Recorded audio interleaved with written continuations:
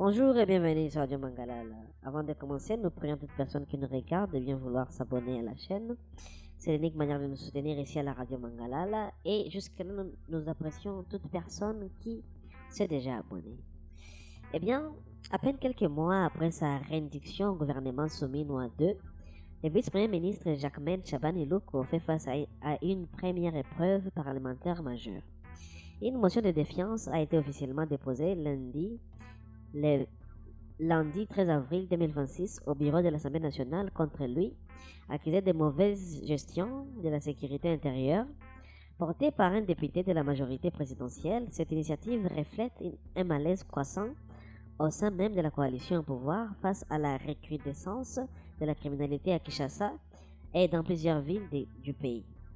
L'initiateur de la motion n'est d'autre que l'honorable Ladi Yongotikala Senga, député national élu de Kisangani, ville né le 30 avril 1988 à Kisangani, satellite du groupe parlementaire Bâtissons le Congo et membre de la plateforme Union Sacrée de la Nation, a transmis les documents au président de l'Assemblée nationale. Selon plusieurs sources concordantes, la motion a déjà recueilli 56 signatures de députés, un seuil significatif qui témoigne d'un soutien non négociable au sein de l'hémicycle. Dans le texte, le député Yongotika dénonce une gestion inefficace des services de sécurité. Il pointe du doigt la persistance des braquages à main armée, les kidnappings et du banditisme urbain, malgré les déploiements répétés de l'opération Dombo.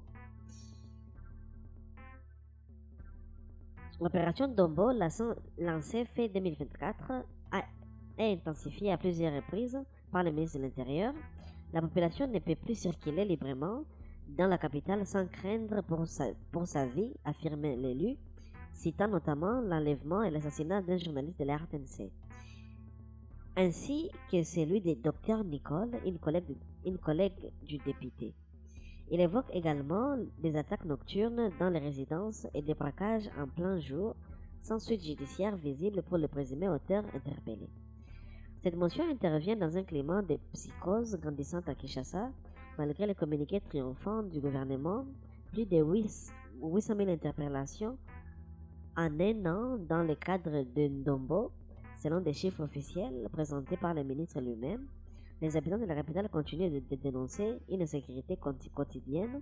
Le président Félix Tshisekedi lui-même, lors de la 92e réunion du Conseil des ministres, avait exprimé son inquiétude face à la recrudescence inquiétante des enlèvements et des attaques armées, ordonnant l'intensification des traques et le démantèlement du réseau criminel. Paradoxalement, c'est ces mêmes ministres qui se retrouvent aujourd'hui sur la sellette. L'opération Dombo, présentée comme la réponse phare du gouvernement, a permis des rafles spectaculaires et des jugements en flagrance. Pourtant, les critiques des résultats restent en deçà des attentes. Les Koulouna semblent se réorganiser aussi vite qu'ils sont arrêtés et les enquêtes approfondies font souvent défaut.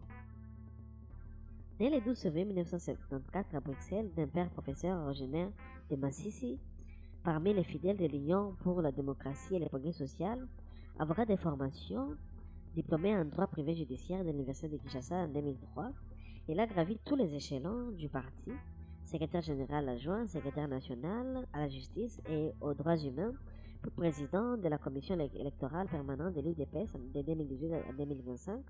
Il a dirigé la campagne de la réélection de Félix Tshisekedi en 2023 avant d'être élu sénateur du Nord Kivu en mai 2024. Nommé vice-premier ministre et ministre de l'Intérieur, de la Sécurité et de la Décentralisation et des Affaires coutumières en juin 2024, dans le gouvernement Judith Suminwa Tuluka, il a été reconduit en août 2025. Premier homme du Nord Kivu à occuper ce poste stratégique, il incarne la confiance du chef de l'État. Sa nomination avait été saluée comme un gage de stabilité dans un ministère historiquement sensible. Aujourd'hui, c'est précisément sur son terrain de prédiction de la sécurité que la fronde parlementaire se cristallise. Selon les règlements intérieurs de l'Assemblée nationale, la motion de défiance doit désormais être inscrite à l'ordre du jour d'une séance plénière. Les députés débattront puis voteront à la majorité simple pour décider du maintien ou du départ du ministre. Le texte exige même que Jacquemain Chabani Luko dépose sa démission auprès du président de la République dans les 48 heures suivant le dépôt de la motion, une exigence symbolique forte mais dont la portée juridique reste à confirmer pour les services parlementaires. Au sein de la majorité, l'initiative suscite déjà des débats. Certains y voient un signal fort envoyé au gouvernement pour plus d'efficacité, d'autres un coup politique isolé dans un contexte où l'UDPS et ses alliés restent majoritaires. Du côté de l'opposition, on observe avec intérêt cette fissure au sein de la coalition au pouvoir, sans pour autant s'y associer ouvertement pour l'instant. Au-delà de la personne de Jacquemain Chabani Luko, cette motion pose une question plus large. L'État congolais parvient-il encore à garantir la sécurité de ses citoyens dans les centres urbains, alors que le pays fait face à une guerre à l'Est et à des tensions persistantes, l'insécurité urbaine